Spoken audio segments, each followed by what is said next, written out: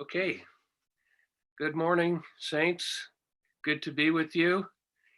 It's uh, it's 3 hours earlier here in Seattle, so usually I can blame my mistakes on jet lag, but I can't do that today because I didn't fly.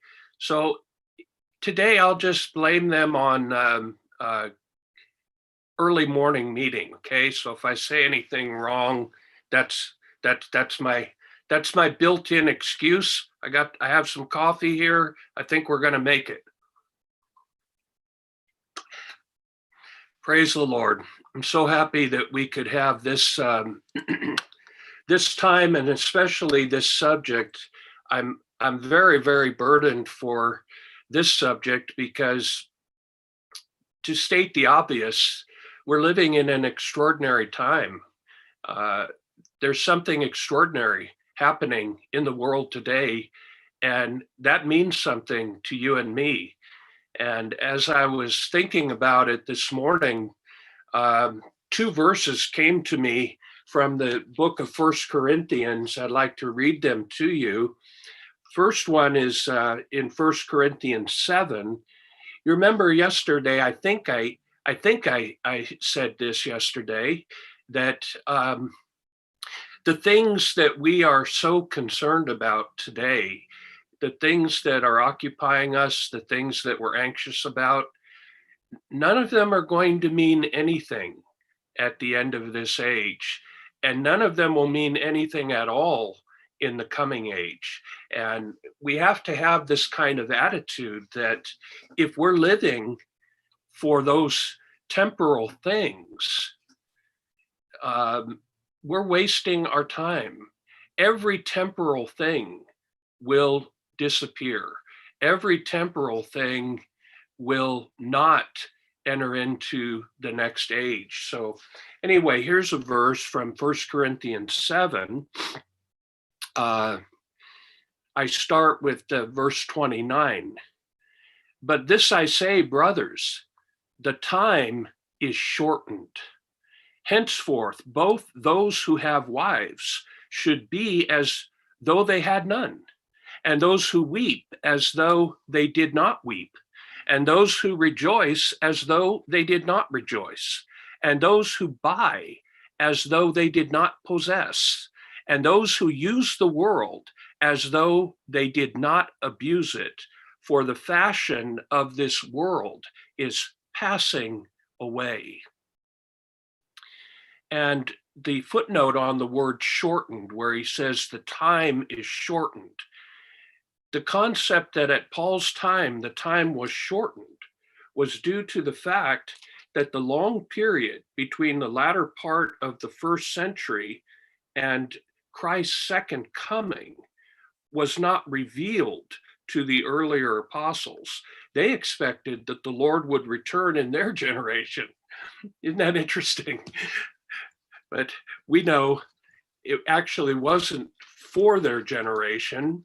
So the other verse is also in Corinthians, 1 Corinthians 10, verse 11.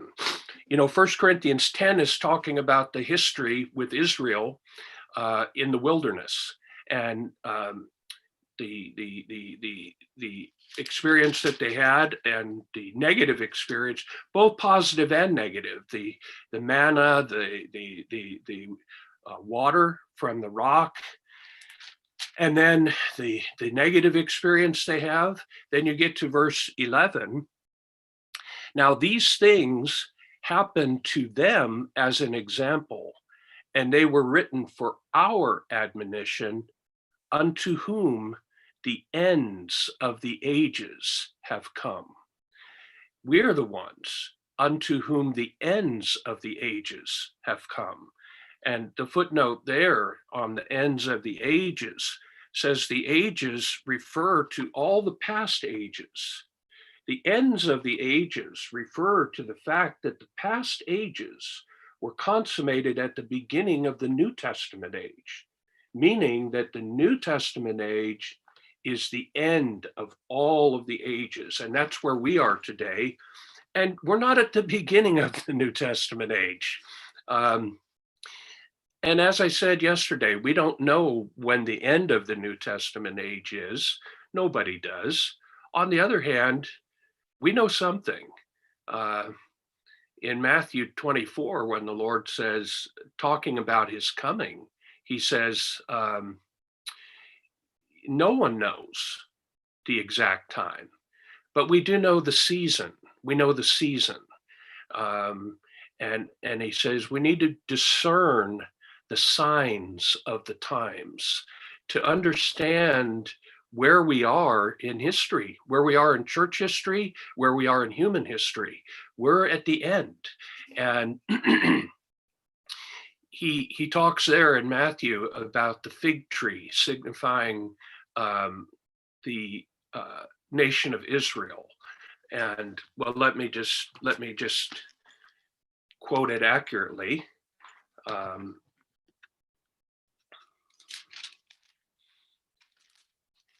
At the beginning of Matthew 24, the disciples asked the Lord a question. And I like this question very much. It's in verse 3, Matthew 24:3. The Lord had told them about the temple. He said, a stone will not be left upon a stone in the temple. And they asked him this question. They said, when will these things be? And what will be the sign of your coming and of the consummation of the age? Isn't that a good question? I think we should be asking that question to the Lord at this time. Lord, what will be the sign of your coming and of the consummation of the age? And then Matthew 24 and 25, these two chapters, wonderful chapters, are actually the answer to that question. And I can't read it all right now, but right in the middle of that answer, he says this, and this gospel of the kingdom will be preached in the whole inhabited earth for a testimony to all the nations, and then the end will come. So a big, big part of the consummation of the age, it's not the whole thing, but a big part of it is the gospel of the kingdom will be preached to the whole inhabited earth for a testimony to all the nations. Let me point out a couple of important points in this verse. They directly relate to the message. In fact, Matthew 24:14 is the first verse on the scripture reading for this message. It says the gospel of the kingdom will be preached. We have to expand our definition of the gospel. All of Christianity uses this verse, as we do, to talk about the Lord's second coming. But the gospel is not merely the gospel of salvation from perdition. It includes that, of course it does. But our gospel is the entire truth of God's New Testament economy. That's our gospel. So when we talk about the gospel being spread, we mean the divine truths, the entire divine truth of God's New Testament economy from Matthew to Revelation. And it says it will be preached to all the nations. You know, there's about 195 or so nations on the earth. It changes every year, mainly because of Africa. Africa's still trying to figure out how many nations they have. I used to think that this verse meant that we needed to have local churches in every nation. I don't think so anymore. First of all, that's not what the verse says. And secondly, the word that is translated nations in this verse is the Greek word ethnos. It's not a nation as a political unit. or a geographical area. It's not that. You could also translate it, instead of nations, you could just translate it peoples, ethnic groups, peoples. And in a very real sense, the gospel of grace, the gospel of salvation from perdition, has already been preached to all the nations a long time ago, in fact. But the divine truth of God's New Testament economy has not yet been preached to all the nations. Although I have to tell you, we're making tremendous progress in that regard. I'm just one brother. I myself have been to over 70 nations preaching the gospel of the kingdom. And many, many, many others have gone out, and we're in this process right now that the gospel of the kingdom is going out. Okay, let me continue. That's one of the signs of the consummation of the age. The next verse, therefore, when you see the abomination of desolation, which was spoken of through Daniel the prophet, standing in the holy place, let him who reads understand. Okay, another big sign of the consummation of the age will be the rebuilding of the temple and Antichrist setting up his image in the temple. That's the abomination of desolation, standing in the holy place. So the Great Tribulation is part of the sign of the consummation of this age. And I won't go further with that, but I'm trying to make this point. Oh, I'm sorry. Let me go back. I didn't read the verse that I first intended to read.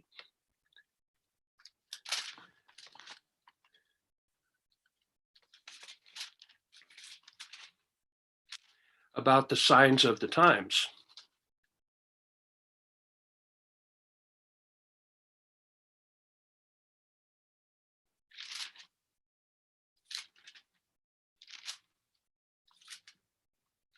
Well, I'm not finding it right now, but you know that verse. He says, you can look at the sky and see what the weather looks like, but can you discern the signs of the time? And the fig tree puts forth its leaves, and the branch becomes tender.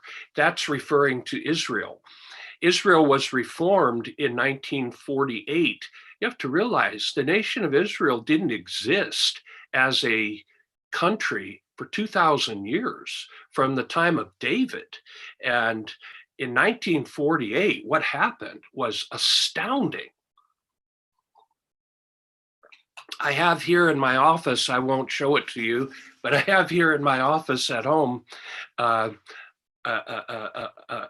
copy of the Jerusalem newspaper from 1948 announcing the reformation of the nation of Israel, the Jerusalem Post. And that was one of the greatest events in world history. Now, that's before I was born. I'm old, but I'm not that old. And then, so that was the fig tree sprouting. And then in 1967, Jerusalem was returned to the administration of the Jewish people. That was the branch becoming tender. Now, 1967, I was there, and that was another historic event. And the nation of Israel, what happens there is simply a picture, an earthly picture of what God is doing in his economy spiritually. because Israel is still God's people, and God will always honor his covenant with Israel. And one of the matters with the covenant with Israel is the boundary of the nation of Israel. And as I said, the rebuilding of the temple. That will happen, and it will happen in this age. The actual boundary of that nation is much, much larger than the present boundary. And the all of that territory will belong to Israel, and the temple will be rebuilt by the end of this age. Don't worry about that. That can happen very, very quickly. In fact, if you go to Israel today, you'll find out they've already prefabricated the entire temple, the whole thing. It's all in a warehouse in Jerusalem. If the site becomes available, which could happen very quickly, they can erect the temple in a very short time. So that's not what the Lord is waiting for. He's waiting for us as the church to spread the divine truths all over the earth. But it is an indicator. So we have to pray for Israel. We have to keep an eye on what happens in Israel. And, yesterday I was talking about the election, and I said that we should pray for God's economy in this upcoming election. That includes Israel. I can tell you this, and I'm not making a political statement. I'm really not. But whoever is whoever is the president of the United States at the end of this age, that person, he or she, is going to be pro-Israel. I guarantee you, because at the end of this age, the only friend Israel will have on the whole earth is the US. All of Europe will be against Israel. Russia will be against Israel. China will be against Israel. The only powerful nation on the entire earth that will stand with Israel at the end of this age is the United States. So you can be sure, as you observe the world situation, whoever is president in the United States at the end of this age, it will be a person who cares for the interests of Israel. That's part of God's economy, even today, because Israel is still God's people in the earthly sense. And as I said, he will still keep his covenant with Israel. Okay, so this is the first point I'd like to impress you with before we get into the outline is, where are we, dear saints? Where are we in time? Where are we in history? Where are we in church history? You can divide the 20 centuries of church history into 3 time periods. The first 5 centuries, from Acts chapter 2 until the 6th century, which was the establishment of the papal system in Catholicism. Those first 5 centuries of church history are centuries of degradation. There's 5 centuries of degradation. The church, as it came into being at Pentecost in Acts chapter 2, was exactly what it should have been. In fact, if you want to know what the church should be, you just study Acts chapter 2. What we teach and what we practice concerning the God-ordained way, it comes from Acts chapter 2. And in fact, Acts chapter 2, please listen, Acts chapter 2 is the only up to standard church life in the entire New Testament. You might say to me, well, what about the church in Philadelphia? We'll get to that. Just remember, Philadelphia very, very, very quickly became Laodicea. And so Acts chapter 2 was the standard. That's what God ordained. That's what he brought forth on the day of Pentecost. And study Acts chapter 2. Look at all the characteristics of that wonderful church life. I won't mention all of them today. I just mention a couple. The first thing and the most important thing is that they continued steadfastly in the teaching and fellowship of the apostles. So they had the New Testament ministry and they continued steadfastly in it. And that continuing in the apostles' teaching and fellowship became the factor of their one accord. You know, the term one accord in the New Testament, it's used 12 times. 11 of those are in the book of Acts.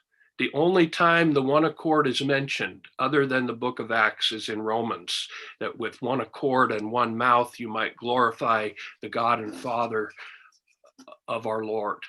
So why is that? Because it was lost.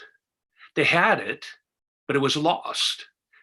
It got lost very quickly. So I say again, the first 5 centuries of church history are a story of going from the proper church life and degrading. The first degradation, Paul said to Timothy, this you know, that all who are in Asia have turned away from me. You have to understand at that time when Paul said all who are in Asia, the churches at that time were only in Asia, not what we call Asia today, but Asia Minor, which is mostly in Turkey today, that part of Asia. And when Paul said all who are in Asia turned away from me, what he's really saying is all of the churches have stopped continuing steadfastly in the teaching and fellowship of the apostles. So you have the first 5 centuries of church history, then you have 10 centuries of the Dark Ages. Think about it. 5 centuries of degradation followed by 10 centuries of degradation. Of darkness, of the Dark Ages. You know, even the secular historians call that time period the Dark Ages. Because it wasn't only the Dark Ages for the church, it was the Dark Ages for humanity. It was a terrible time. And then you get to the 16th century, and you begin 5 centuries of recovery. So have you got it? It's 5 plus 10 plus 5. 5 centuries of degradation, 10 centuries of the Dark Ages, 5 centuries of recovery, beginning with the Reformation. And, you know, the Reformation was wonderful. There's no doubt about it. I grew up in Catholicism. I know all about Catholicism. 2 of my older brothers went to the Catholic seminary to study to be Catholic priests. Thank God neither one of them ended up going through with it. But we know about Catholicism, and I certainly know about the Catholic doctrine of justification by works. Well, Martin Luther, who was a Catholic monk, he got enlightened by the book of Romans to understand that justification is not by works, but by faith. And this was a great revelation. To us today, it's a very common teaching. You have to realize that teaching was not taught on the earth for 1,000 years, 1,000 years. Now let's pause for a minute. How would you like to have been born in the 7th century, the 8th century, the 9th century, the 10th century, the 11th century, the 12th century? You would have lived and died your entire life in darkness. And everyone who was there at that time did live their entire life in that darkness with no Bible. That history is so interesting. I don't have time to tell you much, but the Catholic Church intentionally made sure that the Bible was not available to anybody. And that's what brought in those centuries of darkness. That's why there will be such a judgment on the Great Babylon. Okay, so beginning with Luther and the Reformation, we have 5 centuries of gradual recovery to where we are today. We're at the end of those 5 centuries. We're back to the beginning. We're back to Acts chapter 2. We're back to the God-ordained way. But let me say a little bit about those 5 centuries. Martin Luther did recover a great truth. But concerning the church, Martin Luther did not contribute anything positive. In fact, at the best, he went backwards. Martin Luther understood that the papal system was wrong, but he replaced the Pope with secular monarchs. Is that better? The Lutheran Church and the Anglican Church and all of their offsprouts are the head of those churches are the secular monarchs. The head of the Anglican Church is the Queen. The head of the Lutheran Church in Denmark is the King of Denmark. Is that better than a Pope? No need to ask, is it better than a Pope? Is that the church according to the New Testament revelation? Of course not. And Luther didn't see the church according to the New Testament revelation. So the Reformation, as great as it was a baby step. It was a tiny, tiny baby step after 10 centuries of darkness. And then you have to wait a long time after Luther till you get to the Moravian Brethren in Germany under Zinzendorf. And the Moravian Brethren, they were very good, and they had a kind of I would say, an embryonic form of the church life. They didn't really have the church life, but they had a little foretaste, maybe a little embryonic form of the church, because they did practice to drop all of their doctrinal differences and their differences in practices and come together to practice a kind of oneness. But you have to realize the Moravian Brethren, they lasted for a very short time, and they were in a very, very small geographic area.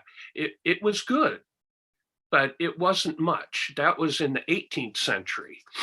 So then you have to wait another 100 years to the 19th century till you get to the British Brethren. And I think you all know, and we freely admit, much of what we teach, we received from the British Brethren. The recovery of the truth through the British Brethren was 100 times what was recovered before them. It was a geometric leap in the recovery of the truth that occurred with the brethren in the 19th century. But I say again, concerning the practice of the church life, they didn't practice it. They didn't practice the church life as we know it and as the New Testament reveals. Then you have to wait another century to the 20th century until the Lord raised up Watchman Nee. And he was the one who recovered the truth of the ground of the church and the proper practice of the church life and the oneness being preserved through the ground of oneness. Do you see my point, dear saints?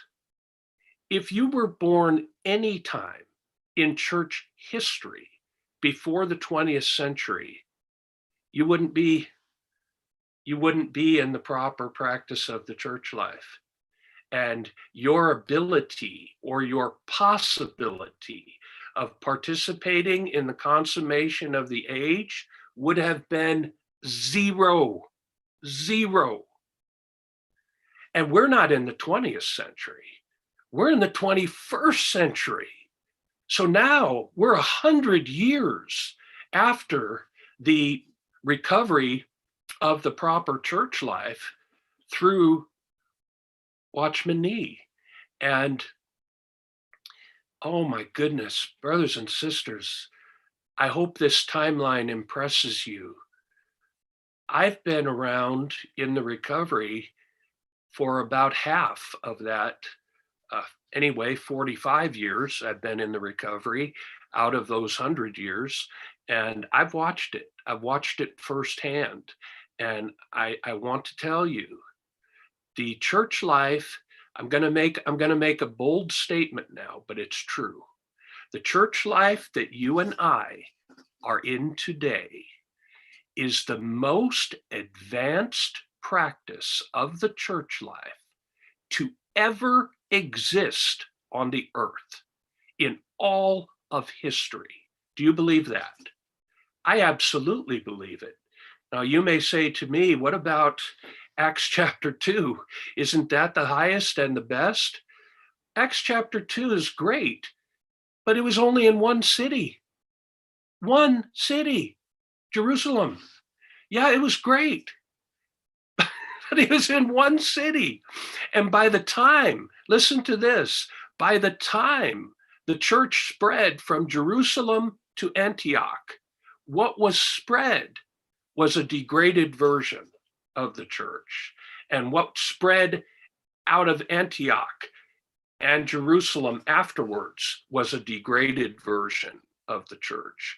And as I said, by the end of the first century, not even the end, by AD 67, it was already fully degraded.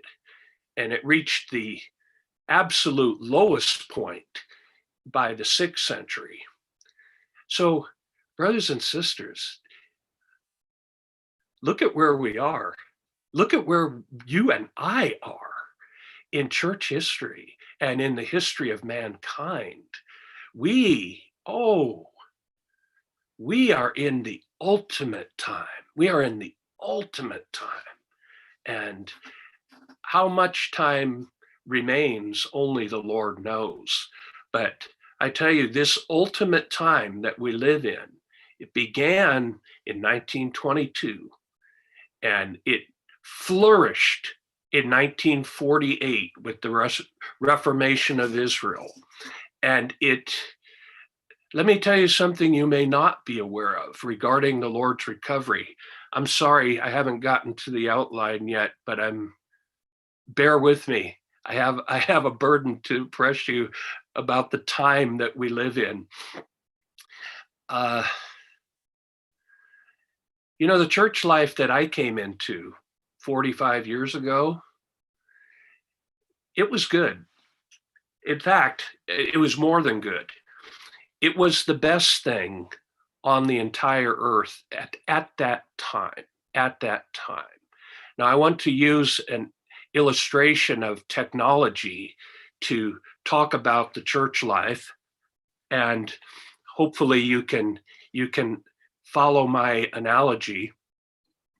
You know, I still remember in 1976 or 1977, right around there, I bought my first personal computer.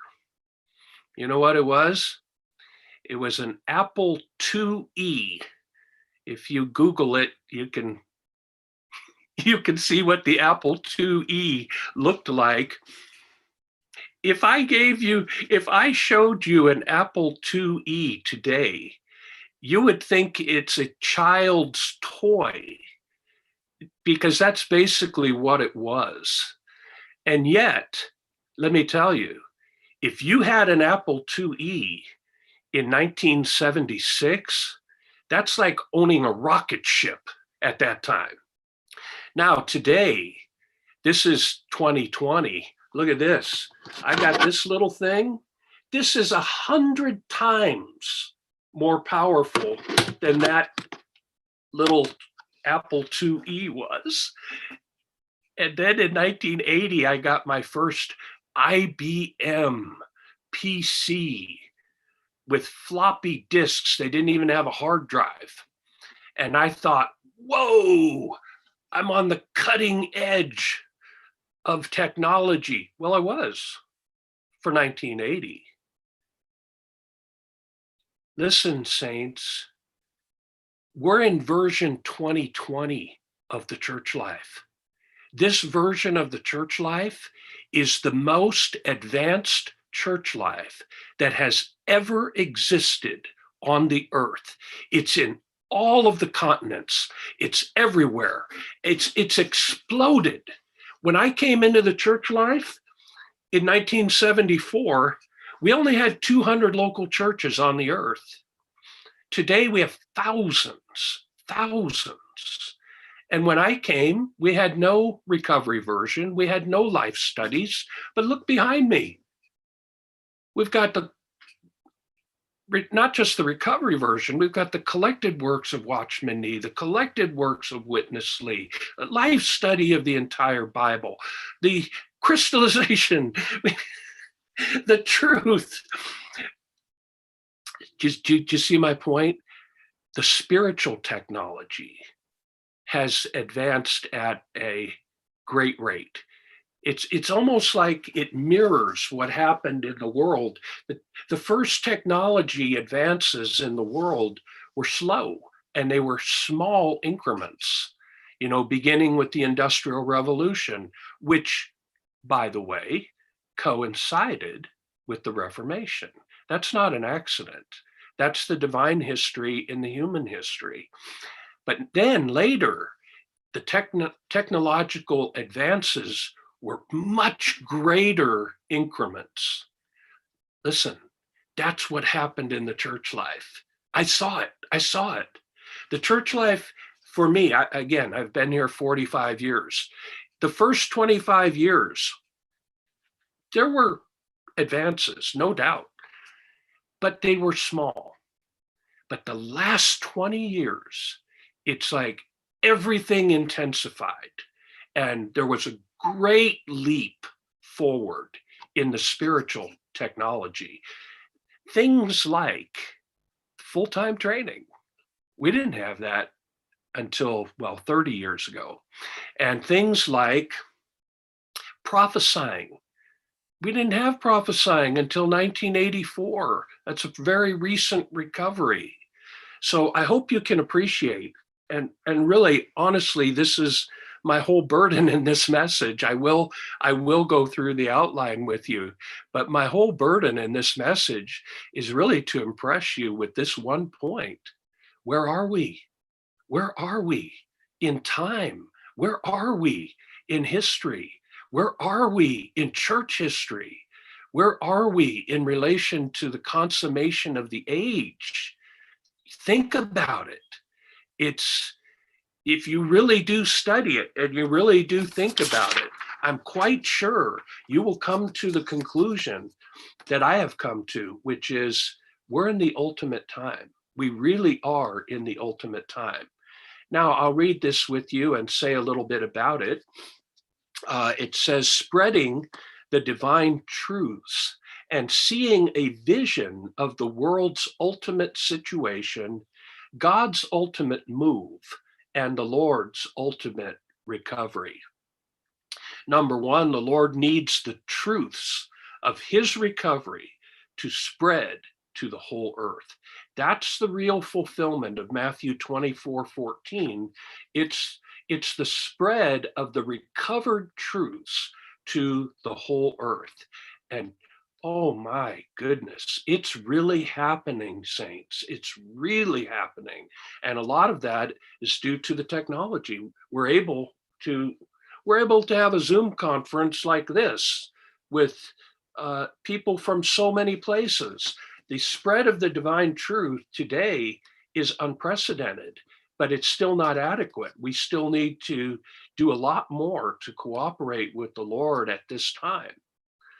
The spreading of the divine truths of the Lord's recovery will be a preparation for the Lord's coming back to bring the recovery and the restoration not only to Israel, but also to the entire creation. Amen. There is the need of the spreading of the translated, interpreted, and understood divine truths for the Lord's recovery and restoration. The spreading of the divine truths will bring in the Lord's restoration. You know, restoration's a little different than recovery. We understand what the recovery is. What do we mean by restoration? We mean the restoration of the creation, including the physical universe and including Israel. You know, when man fell, the entire physical universe was damaged. And we know that in the restoration, even our sun, our sun sun, will be 7 times brighter than it is today. That means the sun used to be 7 times more intensified than it is today. When man fell, even the sun was darkened. So the restoration will be the restoration not only of Israel, it'll be the restoration of the physical universe. Okay, point C. The Lord's charge to us is to go and teach the nations, teach them so that the present age may be consummated. So we have to put together Matthew 24:14 and Matthew 28:19, the so-called, what Christianity calls the Great Commission.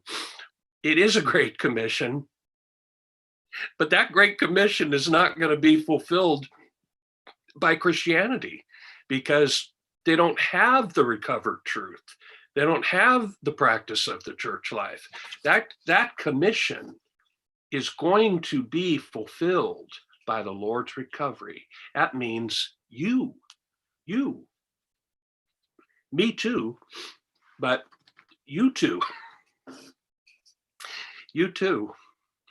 I remember when I was a young working brother, which I'm not anymore, at least not young. I am working, but I'm not young.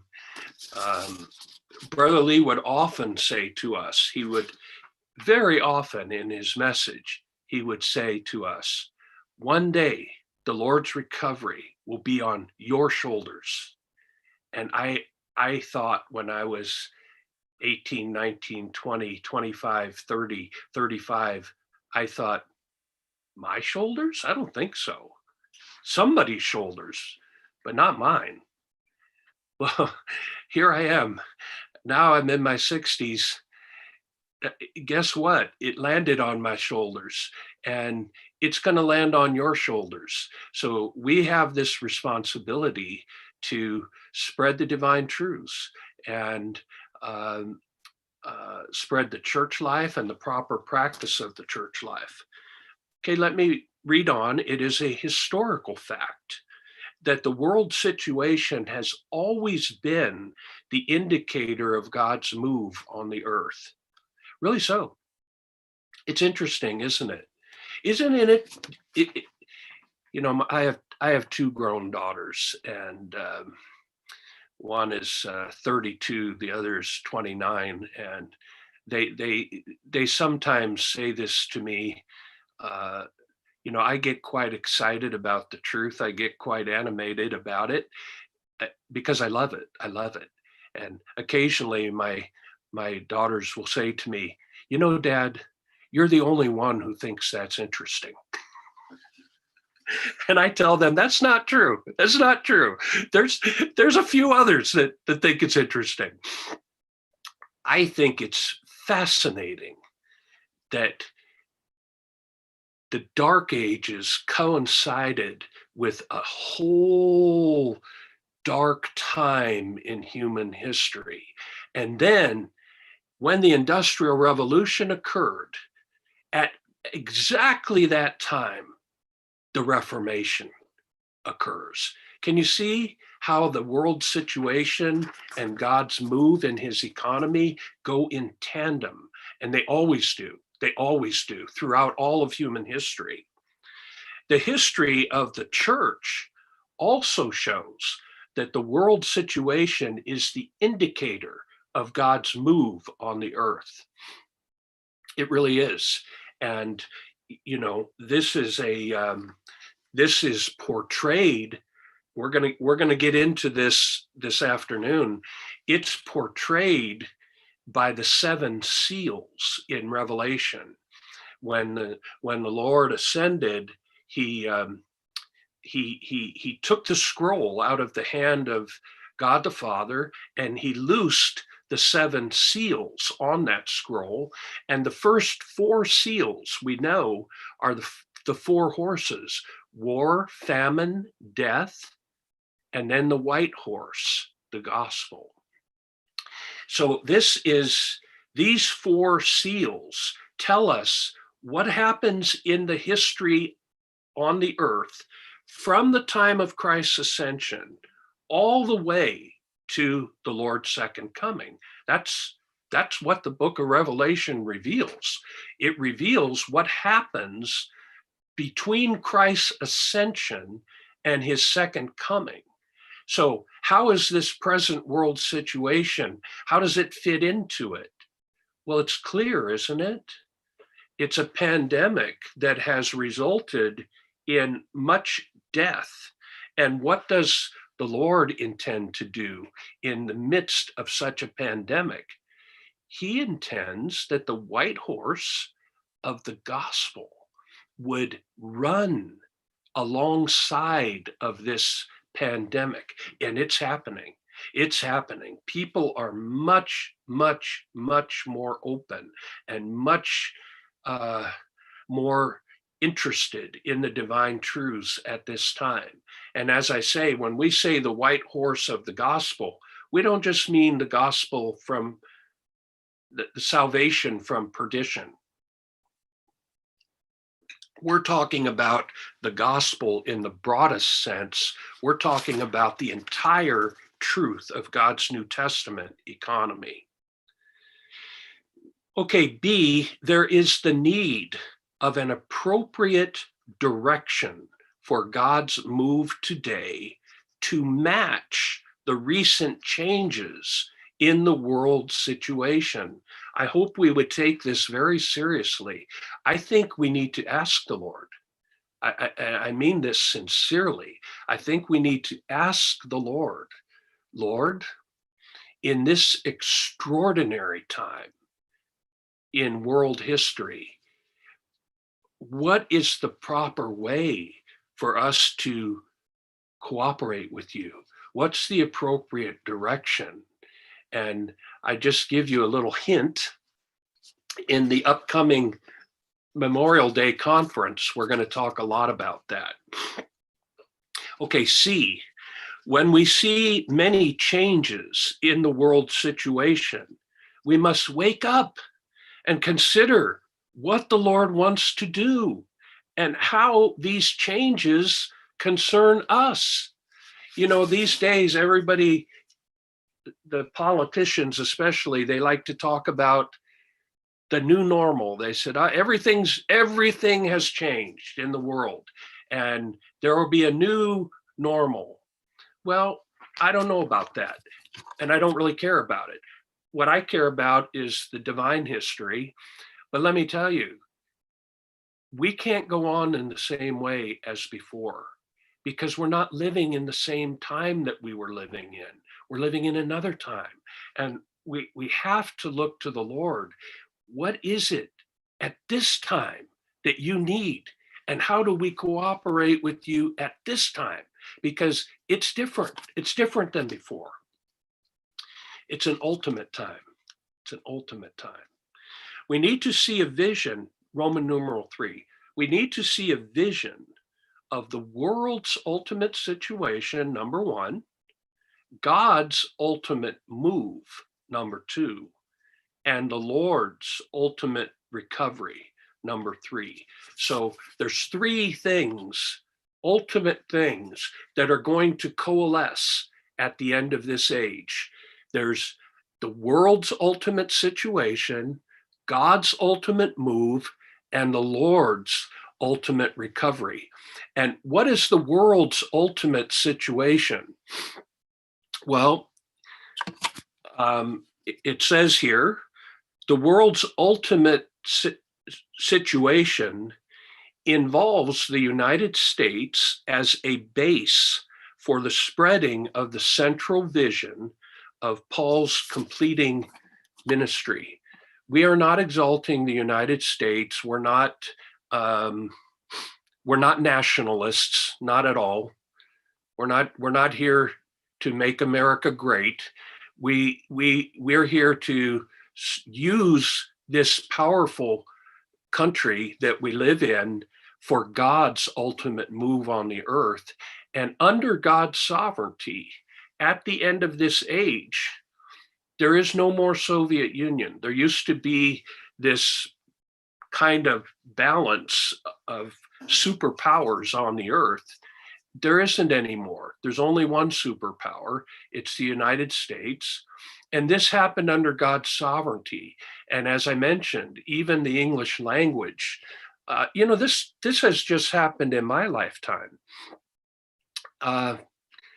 Let's go back 50 years.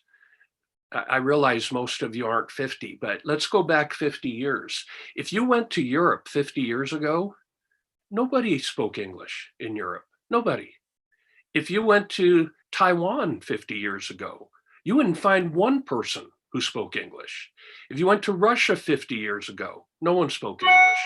If you went to China 50 years ago, no one spoke English. Today, a half century later, everybody on the whole earth speaks English. Everywhere I go, the taxi drivers in Moscow speak English. All the young people in Europe, in Taiwan, in China, in Russia, they all speak English. This is, can you see how this is for the spread of the divine truth? We can spread the divine truth through the English language today to the entire earth. And it's so meaningful because the highest, the high peak of the divine revelation was spoken in the English language. So it's no coincidence that English has become the language of commerce in the entire earth. That's the worldly history. But in the divine history, listen, English has become the language of the ministry, of the interpreted high peak of the divine revelation. That's wonderful. And that's all happened in one generation. One generation. Again, I say, brothers and sisters, where are we? Where are we today? We're in the, oh my goodness, I hardly have words. I hardly have words. If you look at the book, The Glorious Church, by Watchman Nee in the collected works of Watchman Nee. At the back of that book, The Glorious Church, there's an appendix. And that appendix is taken from the handwritten notes of a sister who was in that conference with Brother Watchman Nee. And it happens that I know this sister quite well. She's with the Lord now. But let me quote something to you. And you have to understand, this was spoken nearly 100 years ago, nearly 100 years ago. Brother Nee says in that appendix that the greatest dispensational move that will ever occur in church history is the raising up of the overcomers. That will be the greatest dispensational move in all of church history. And he said, for this to happen, God needs a dispensational instrument. And that dispensational instrument is, in fact, the overcomers. Then he said this. He said, we live in the most privileged time. We can do the most for God. A great price must be paid in order to be used now. Now, I believe those words were true when Brother Nee spoke them almost a century ago. How much truer, how much more applicable are those words to you and me than they were to those saints who heard them that many years ago? I really honestly do believe we live in the most privileged time. We really do. And we happen to live in the United States, which is, for better or worse, under God's sovereignty. It's a country that is uniquely involved with the consummation of the age in a positive way.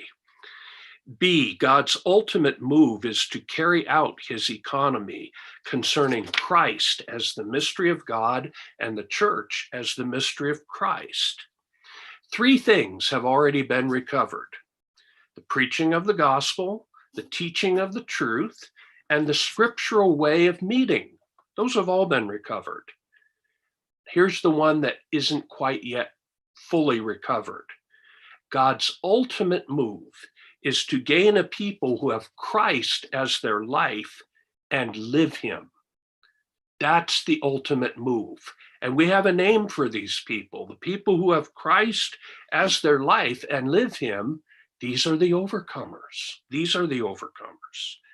D, God's ultimate move is this fourth step. Okay, what are the four steps? Preaching of the gospel, teaching of the truth, scriptural way of meeting, and then the fourth step, people who have Christ as their life and live him. God's ultimate move is the fourth step of his move to accomplish his eternal purpose. The first three steps are the preaching of the gospel, teaching the Bible, and meeting according to the Bible. Nobody else meets according to the Bible. This is not a boast. It's just a fact. We're the only ones who are in that recovery. Number two, the fourth step is his gaining a good number of believers who know how wonderful Christ is, who have him as their life and live him, who are filled, permeated, and saturated with him, who grow in life and are transformed by his flowing life within them, and who are built up with fellow believers to be the golden lampstand in their locality. That's the fourth step. That's where you and I are. We're in the fourth step. And let me tell you, that's the ultimate. It's the last step. So if you and I could faithfully enter into this, if enough of us, at least 144,000, if enough of us could enter into this, that will consummate the age. Okay, Roman numeral 4, the Lord's ultimate recovery is, of course, the same as his ultimate move. This is the ultimate move of God in his economy. It's also the ultimate recovery of the Lord in these last 5 centuries. This is the last one. Everything else has been recovered.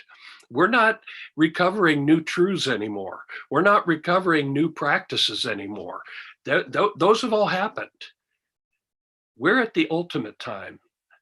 The ends of the ages have come to you and me, and the ultimate recovery has been delivered to you and me through Brother Watchman Nee, through Brother Witness Lee. We have inherited the ultimate recovery. I hope we can realize this, and to whom much is given, much is required. We're so blessed. We are so privileged to inherit this recovery. We're also responsible to bring it to its conclusion, to its consummation.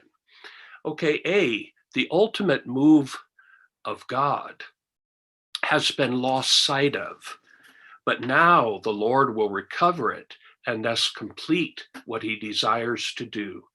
It really has been lost sight of. Do you believe this ultimate move,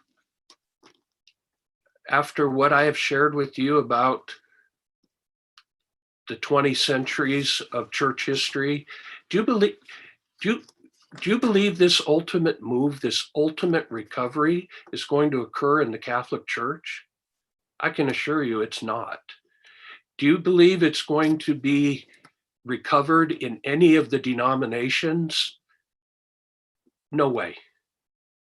They don't even know it. If you don't even know what the goal is, how are you going to reach the goal? This has been lost. And by the Lord's incredible mercy to you and me, we see it and we're in it. And we're in it at this time. Oh, Brother Nee didn't get to see the completion of it. Brother Lee didn't get to see the completion of it. But you and I might, if we're faithful. Okay, last point. The Lord wants to recover Christ, the mystery of God, becoming the indwelling spirit to dispense the triune God into the believers, thus making us members of his body for his corporate expression. This body is expressed locally as the lampstand, which becomes his testimony, the testimony of Jesus. Aren't you happy, dear saints, that I don't know about you, I just say briefly about myself, I wasn't even looking as a young person. I wasn't even looking for this. And when I got it, I didn't even know what I had gotten. I just heard the gospel. By the Lord's mercy, I received the gospel as a university student. I didn't know anything about the church life, the recovery, the consummation of the age. I didn't know anything about any of those things. And as I said, I really wasn't even looking for it. After I heard the gospel, I just realized, well, I think salvation sounds a lot better than perdition. And sometimes I even argued with the Lord in the ensuing years. I said, Lord, I didn't sign up for all of this. I just, all I signed up for was salvation. I didn't sign up for all the rest of this. Well, actually we did. And it's our destiny, whether we thought so or not, it's our destiny.